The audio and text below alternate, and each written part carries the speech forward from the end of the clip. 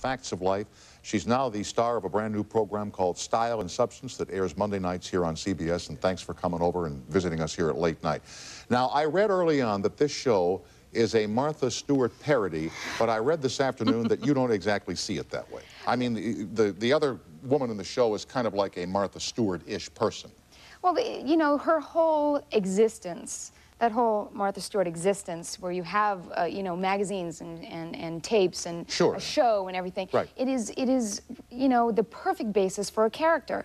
But yeah, Jean, it is, come to think of it, yeah. I mean, because it's wonderful in a way, because I love it. I get the magazine, I watch the show, really? I try and do my best. I don't do half the things, but, you know, the thing is about encouraging Did you see did you see the night that she showed you how to jig a cod when you're preparing fish? Yeah. No, it's unbelievable. I was probably watching Emerald because, you know, on the he's food my channel, favorite. isn't he? I can't, that's it. Yeah. I just found out I think I'm going to go visit him on the show, and I'm thrilled. Oh, he was here one night. He's a great guy. I know, I watched. So, but anyway, the Martha Stewart, she's got all this stuff. Yeah, you know, and it's just a perfect opportunity to create a character that can be larger than life. But Jean is in no way doing an impression of Martha, nor is it based on anything that Martha does or, I mean, as far as her personally. It's just the basis, as Tim Allen's character on Home Improvement is like a Bob Vila kind of character. Exactly right. It's just a bit, you know, what they do for a living, and that's, you know, and all of a sudden this big so thing it's the character rather than a parody or a send-up or something like that. Exactly, you know, but you know, unfortunately, our press gets a hold of one little item. As the president is finding out now. Exactly, you know, one little thing. And before anybody has talked to anybody, you know, I had a journalist. We were doing an interview, and he said, well, I hear she's not too happy about it. And I said, well, no, we haven't heard that. Well, I don't know where you're going with that, but that's what I heard. You know, and he didn't want to hear what I had to say. Well, has Martha written anything or said anything at all? You know, apparently she's had some conversations with Les Moonves, and really? you know, we are on the same network, so we are in no way going to do anything to her. See, we mention her on the show, and we just had a show on the air with Jean Stapleton, and she gets drunk while they're doing this whole cooking segment. Oh, great. And she says, oh, Martha, you got to learn how to relax. And Jean tightens up. She goes, what did you call me? Because she wants to be Martha Stewart, but she knows she's not. Yeah. It's a Martha could do with a couple of hits, you know, during the show. You know, just you know, little like. You want to see her get sauced, do you, Tom? Well, a little bit. I mean, I used to cook with Julia Childs over at NBC, and she'd get a little cooking brandy out there, or a little bourbon, and I mean, she would have a little nip. Yeah, you know, absolutely, a little pop. Now, let me ask you here about Facts of Life. You did this show through your whole adolescence. I did, yeah. You didn't really have an adolescence. You had to have tutors and everything. Well, I had a tutor. You know, I was in kind of a small box. Kim Fields, who played Tootie, was the other girl in the classroom with me. Lisa had graduated early, and Mindy, who played Natalie, went to another school. So it's basically just us in the room, and you know, I didn't miss anything. Actually, I went through all the experiences. They were just on camera. We had our graduation on camera, proms on camera, you know, so I sort of went through the experience, but, you know, I just had hair and now makeup. When people see you now, like if you're in public in a store or a restaurant, do they kind of look with kind of... You know, it's a cross between, did I go to college with you? Are we from the same hometown? Yeah, I know you. To Joe, you know, to do you hate that? To I've done a couple of movies that people really sort of, you know, watched, and Lifetime is a wonderful channel that sort of drags these movies out day and night. I'm being beaten up or having a baby stolen somewhere in the airwaves, usually nightly, and people want to know if I'm either okay or, you know, how it was to do that, and it kind of struck a chord with them. And so people are, you know, but they're very generous to me. Everybody who comes up to me is really, really lovely. And I read somewhere that Brandon Tartikoff helped you. He did. That even when he wasn't working at NBC, if you needed some help in your career or advice, that he'd be a pal to you. When he went to Paramount, he was a very busy man, and he took time and had me over for a meeting, and you know, I was in there for about an hour, and he gave me advice on what to do. He's a terrific guy. I'm thinking about him right now, because I knew him at NBC, you know. He just was a love. I was there through that whole time. I was there for 8 years, and he was also the first one to okay me to star in a movie of the week for them. And that's a big thing. Oh, that's a big career change when you're doing half-hour comedy. It's a big boost, and it's a confidence builder.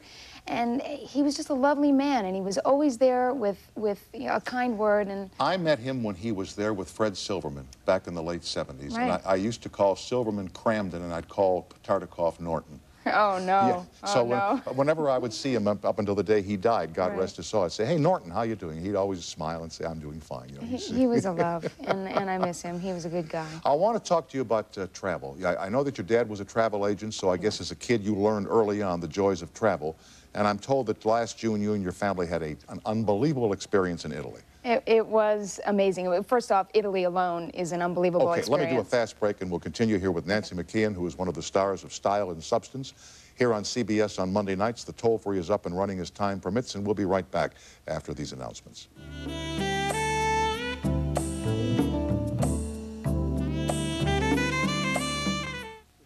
We're back with Nancy McKeon. Here is Denise in Windsor, Virginia. Hi, Denise. What's on your mind tonight? Hi, how are you this I'm fine, evening? thanks. Well, looking forward to the weekend, kid. Me too. I would like to ask Nancy, I know that many child stars, when they are growing up in front of the television, have a difficult period in their life. Did she ever have such a period? You know, a lot of friends have gone through some difficult periods. But I'll bet you know? didn't. You just seem to be a person at peace with yourself and what you did when you were a kid growing up and being in the show business and all that stuff. I've been working for a long time, Yeah. since I'm 2, and I think the main thing that helped me out, and not saying that other people who have had problems didn't have good families, but I have 3 of the most amazing people in my life: my mother, my father, and my brother, and I'm, you know, you don't get to choose your family.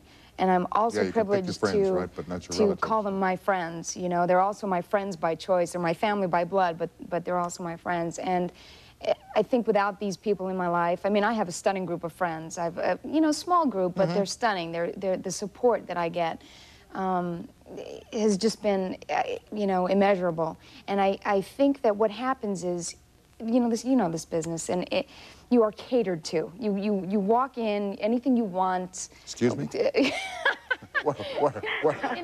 the immense complex system, except the painted line for you. Right. And except in this studio, and except in these offices, right.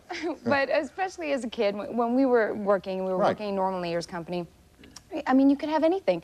You know, you're fed, you're clothed, you're made up, your hair is done. And that's a strange thing. I mean, that's to have your every whim catered to, you know. And when that is over, as abruptly as it starts, and your day is back, and you're not told when to be where, and what to do, and what to wear, and what to say, and how to act, all of a sudden you have to be you. And you know, when you've gone through those formative years, as a lot of, you know, child actors have in front of the camera, they don't know who you is. They don't know who to be. Right, right. And everything stops, and nobody, you know, caters to you anymore, and you're not making the kind of money that you were making. And it's all of a sudden this complete change of life. And if you are not completely grounded, or find some way to ground yourself and realize that this is a job and life is something different, you're going to be in trouble. And I just have been fortunate to have a lot of people to remind me what life is about and who your friends and family are who love you. And so I've been very lucky. Very good. Denise, I'm glad you called. Thanks for joining us. Thank you. And I'd like to say that, you know, I really do admire her for all her success. Wow, thank you very much. That means a lot to me. Thanks, Denise. You're welcome. Have a good weekend nice now. night. Okay. Bye-bye. So you're in Rome in June. In Rome in June, and with your family? With my family, my parents, and actually a cousin of mine who'd always wanted to go to Rome. My brother couldn't go with us, or doesn't like to travel, actually, so he stayed home. He kind of likes his thing here. Stay home, fine. So anyway, it's a long story, but long story short, we got an audience with the Pope. Wow. Which is something that is most people will never get to do, and just him being in Cuba and seeing the reaction that... I once stood across the street from St. Patrick's Cathedral when he visited New York in the 80s, so I was, you know... It's electric. The presence of the Pope is awesome. He's the 2,000-year-old man. It's amazing, and we were finally presented to him through this... In fact, we've got you up on the screen there with the Holy Father. In every brilliant rendering of every artist, you see this aura that they've painted around, you know, figures such as, you know, the Virgin Mother or saints. Right. He has that in life. I have never seen that on another human being, and I've met I've met amazing people, from John Wayne to sitting presidents to, I mean, just I've met a lot of people, and this man is mesmerizing. And he held on to my hand. I eked out. I've never been rendered so speechless. I eked out, "Your Holiness," as I bent down and kissed his ring. And he held on to my hand, and my dad came up, and my mom and my cousin, and he wouldn't let go. And you're almost struck with the absurd, because you're thinking, Pope's holding my hand, okay? Yeah. You know, it's like, wow. Yeah. You know, this is, I was having Did he coffee whisper anything in your ear about black patent leather shoes? Yes. Little boys will be little boys. You don't wear them to Catholic school, because... Did that happen to you in That school? happened to me. That's very, yes, that happened to me. I got in trouble. I got detention. I was given detention a few times for wearing my patent leather shoes, because the boys could look at your shoes and the reflection would be, you know, up your skirt. Right. Except Which it is really, ridiculous, which is it isn't. It doesn't work at all. I wore most the shoes times. because I was a little girl, and I well, we all wore shorts. Any Catholic girl knows you wore little shorts underneath your skirt, because, quite frankly, it's cold when you're going to school most times. So you wear as many layers as you can. But I like the sound of it on the marble floors there, the clinking, you know, and that's all I wanted to do, was make the sound. And I got in trouble, so. You're a great storyteller, and I enjoy your work very much, and I'm glad we could spend some time here tonight, Nancy. Have a wonderful season with Style and Substance, okay? Thanks. I appreciate it. And I'll put in a word with Martha, not to worry. Oh, good. Nancy McKeon is the guest, and you'll enjoy her on Monday nights here on CBS in a program which is called Style and Substance, and we'll be right back to wrap it up for the week after these messages.